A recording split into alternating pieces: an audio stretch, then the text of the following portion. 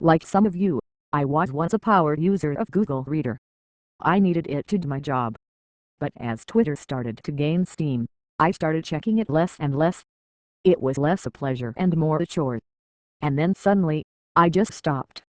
I created a Twitter account to track tech news, and I never looked back. I'm fascinated by the outcry resulting from the news that Google is shutting down Reader.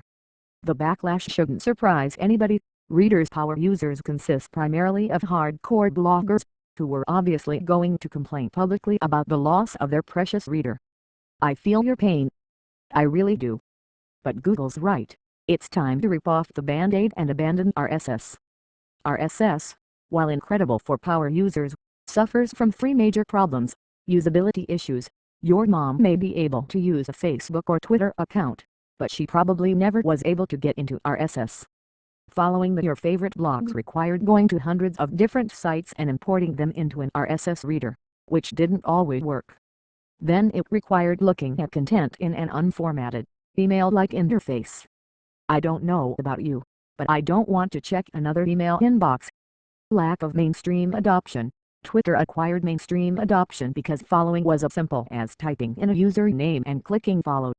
Once Twitter took off, it was game over for RSS. All that remain are power users, and that doesn't constitute a business.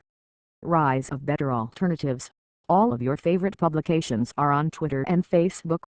And in case that wasn't enough, apps like Flipboard, which relies more on social feeds than RSS, are simply a better experience for consuming content.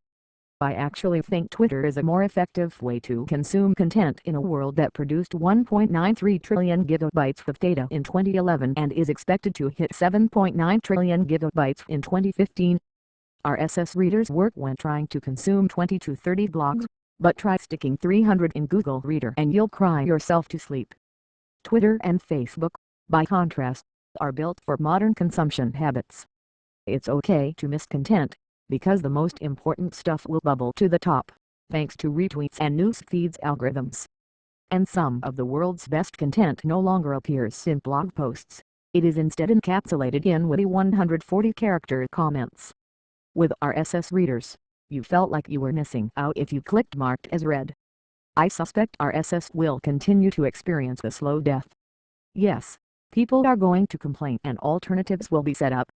But in the end, there is no place for RSS in the modern world. Google realized this. I suspect that sites will begin to abandon their RSS feeds over the next few years, especially as RSS providers like Google's feed are put to pasture.